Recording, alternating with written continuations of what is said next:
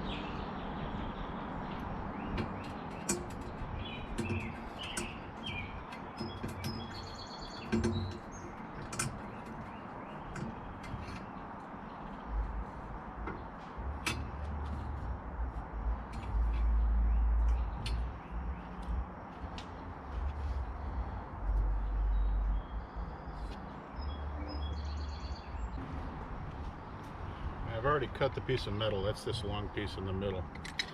Right now I'm setting up with some clamps and some scrap pieces of material so I can make sure that the piece I'm welding on is going to be flush to the inside edge of this cage.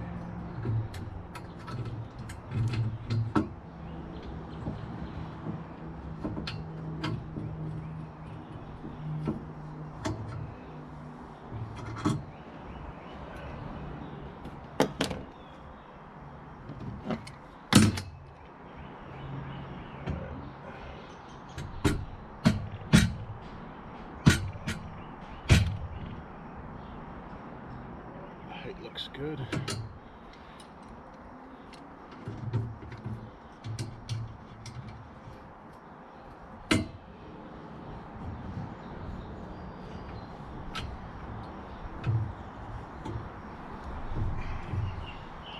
Alright. Now this piece is clamped to the cage, and then the new bar I'm putting in is clamped to that piece. So everything's nice and flat and flush. Now it's just getting the welder set up and throwing some beads down.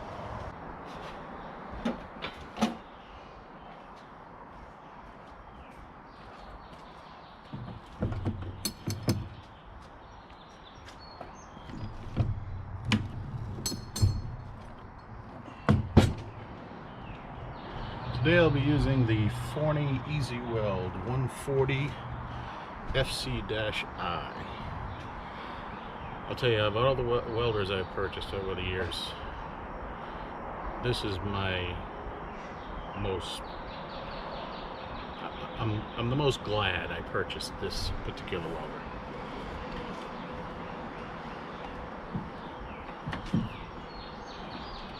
It's super lightweight. It's electrically efficient.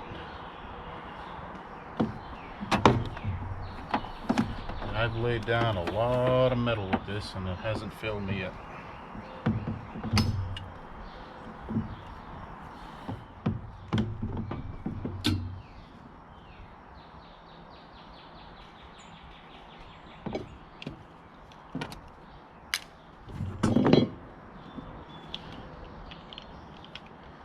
it's pretty self-explanatory, but whenever you're going to weld something, always get rid of anything that's could be damaged by the weld splatter.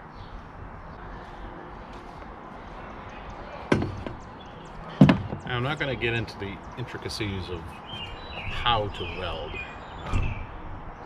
There's already plenty of videos on YouTube done by much more qualified individuals than me. But that being said, you should never try to weld without protective equipment, no matter what you see other people doing. It's just not a good idea.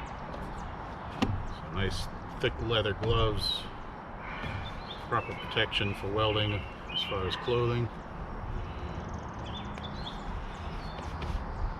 and of course, proper welding helmet.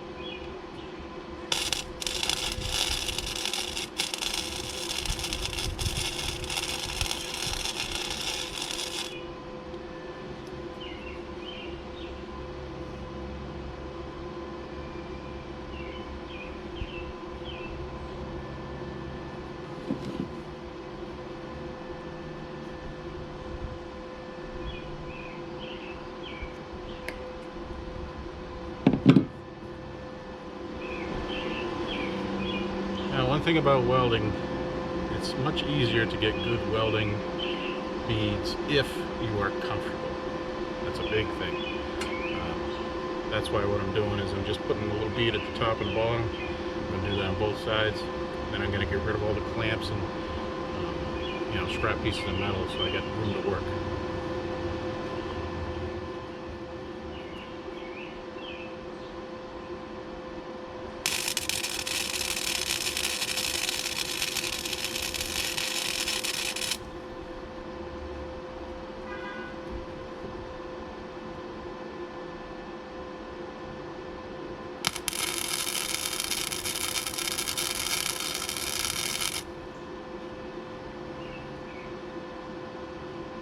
Okay, those tacks look good.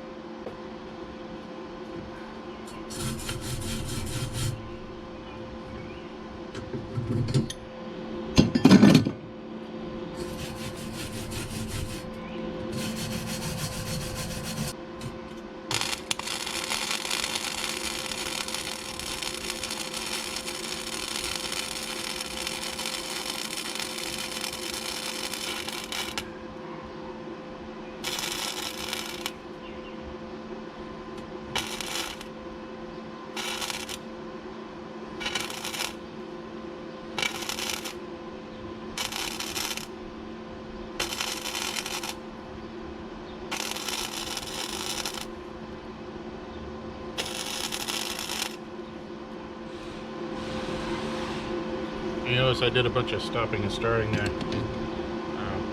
I let the heat build up too much and I put a little hole in it, but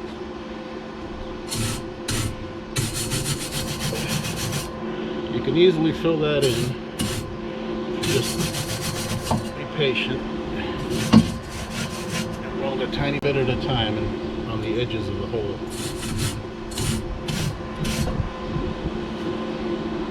I don't claim to be a perfect welder, but so far there is nothing I've made through welding that is broken yet. And this frame has been over a lot of bumps.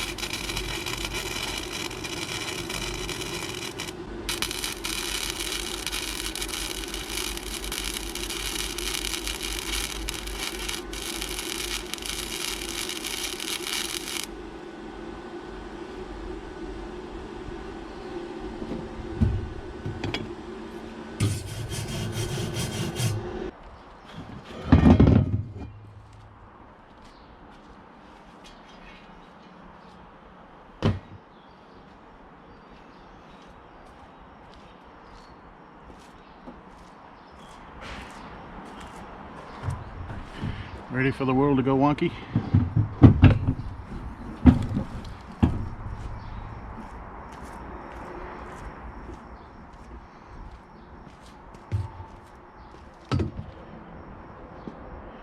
Yeah, it can work like that.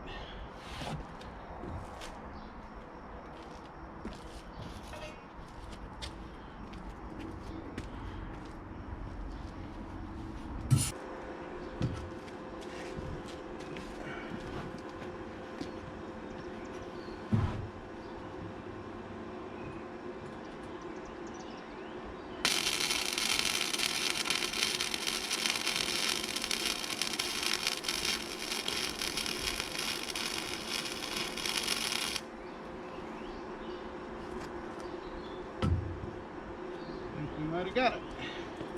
Ow. Prepare to go straight.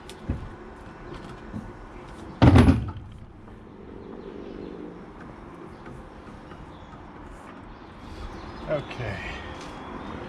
Alright, so the next step is going to be to mark the holes, drill them, and down here I'm going to have to make 2 spacers and bolt through.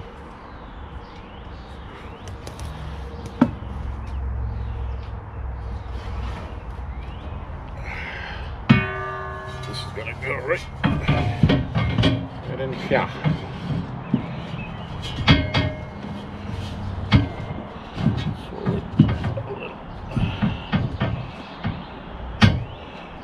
Right there, just like that.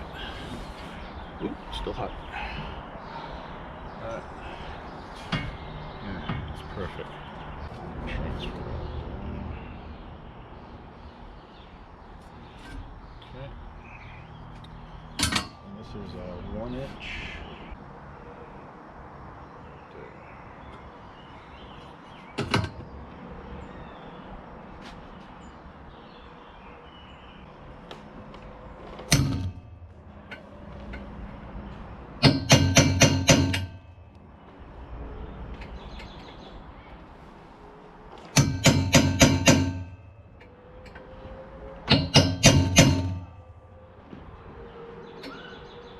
If your first prick punch is not exactly where you want, you can draw it over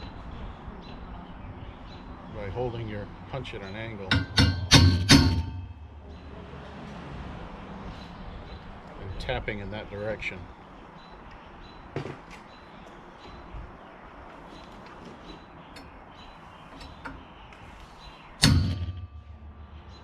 that should do that.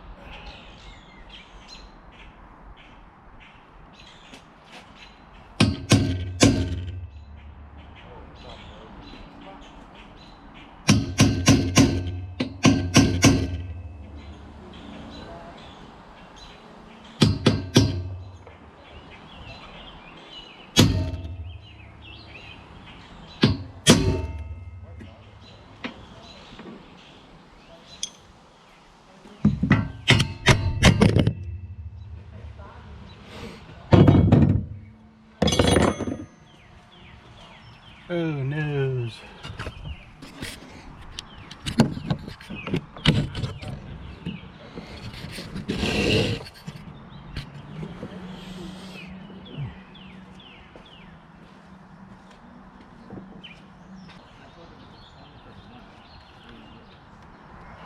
Alright, so what I'm going to do is I'm going to start with a nice small bit. This is a 1/16.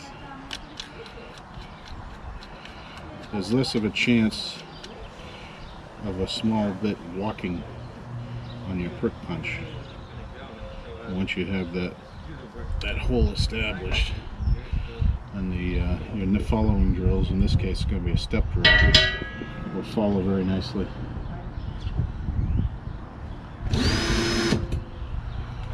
High speed. And a little bit of Earl.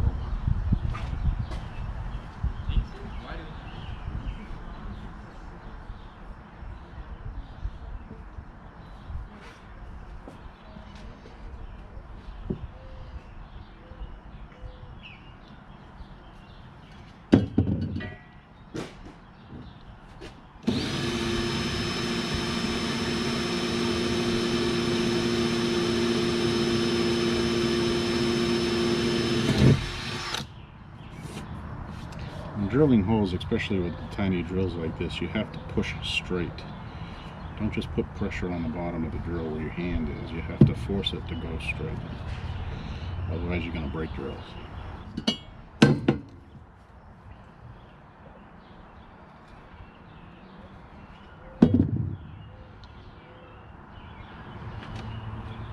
I do that by using my left hand to push on the back of the drill directly behind the bit, and my right hand, all my right hand is doing is pulling the trigger and making sure the drill doesn't turn.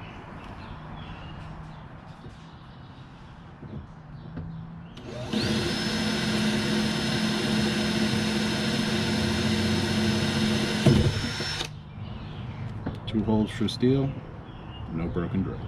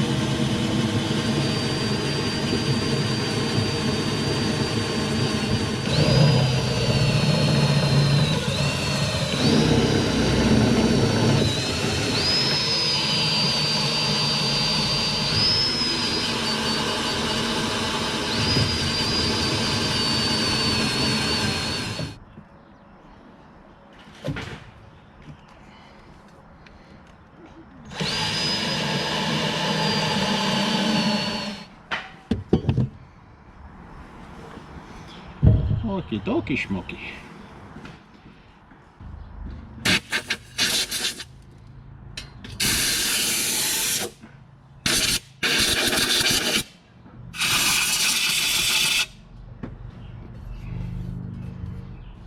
This is a rotary deburring tool, also known as a rotoburr, whirligig, or that scraper thingy that people don't know the name of. It's used for removing burrs off of holes and straight edges.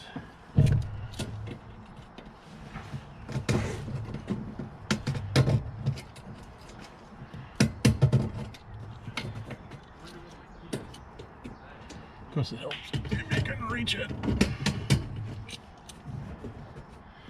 I just reach around from the other side. Nope. Nope.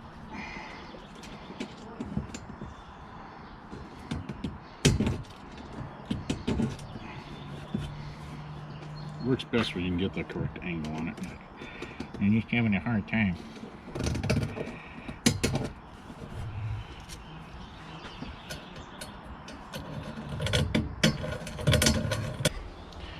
if I can find some decent tubing in this silly mess. Alright, so I found some nice thick wall steel tube here. Chuck it up in the lathe. Just gonna part off 2 pieces. Need the parting blade. Because as we all know, parting is such sweet sorrow. Only if you break an insert. Alright, so I need just a hair over 1 3/8.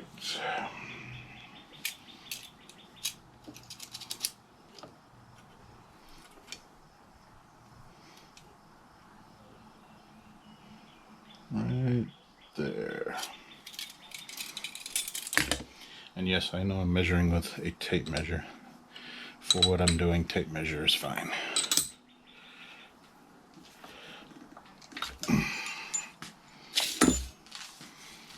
Alright.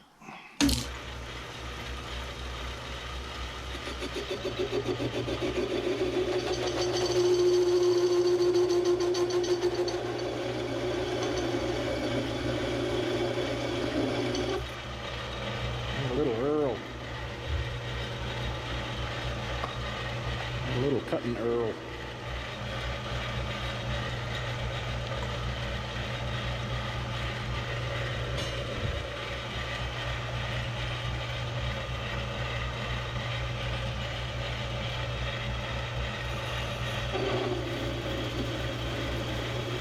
Much better.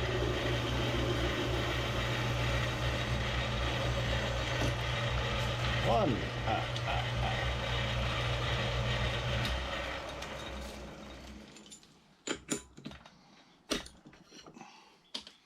Hopefully I'll be able to find it.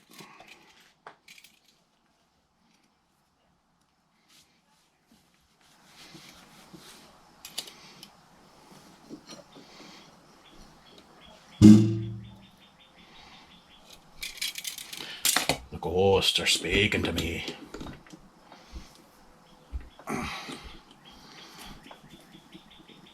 Actually, it's just a metal can that was popping with the temperature change.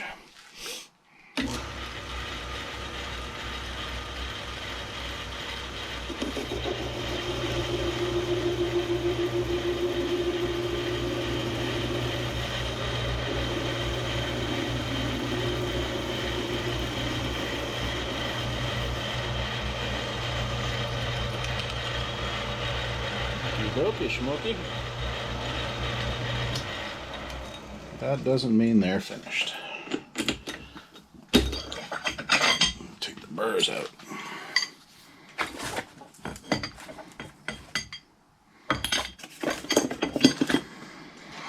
Yeah, to get rid of them burrs.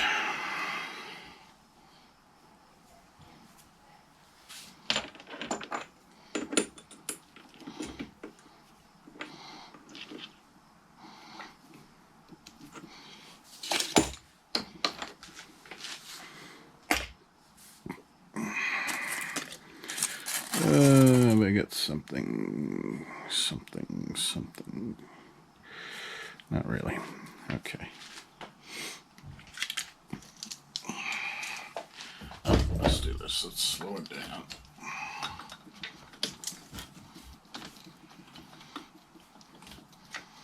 Get in there. Get in there.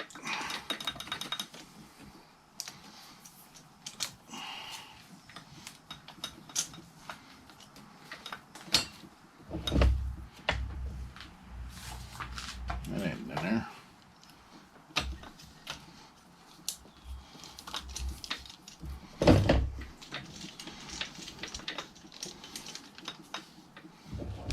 That be in there.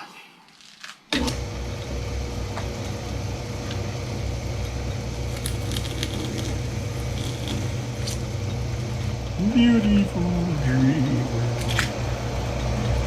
Come to my file.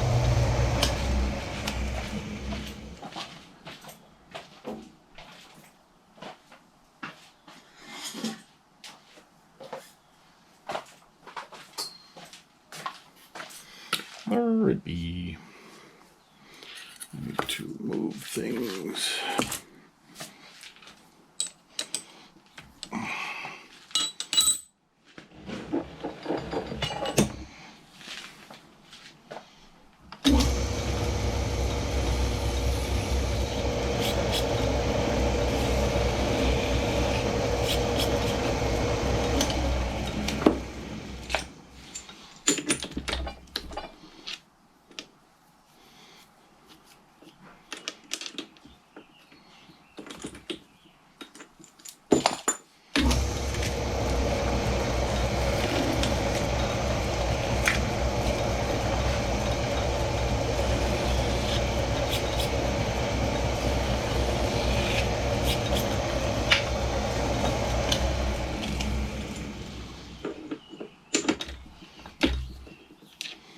Okay, one spacer is done. Yeah, where did one go? There it is.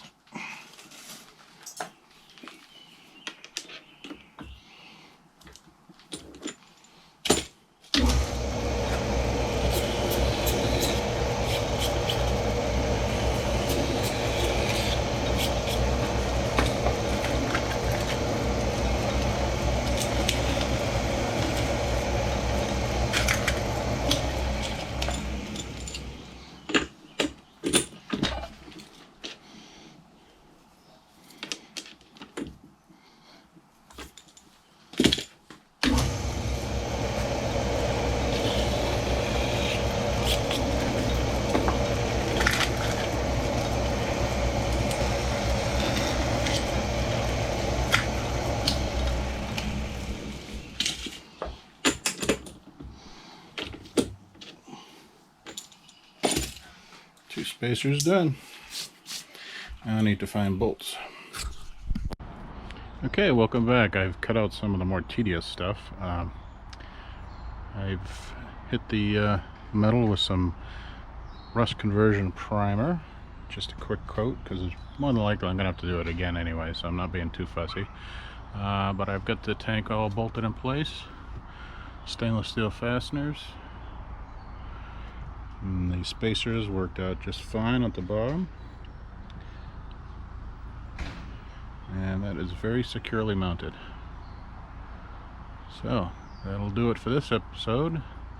Next time I'll be doing the fittings and gauges and all that happy stuff. So thank you for watching. Please subscribe, and if you like what you saw, hit the like button.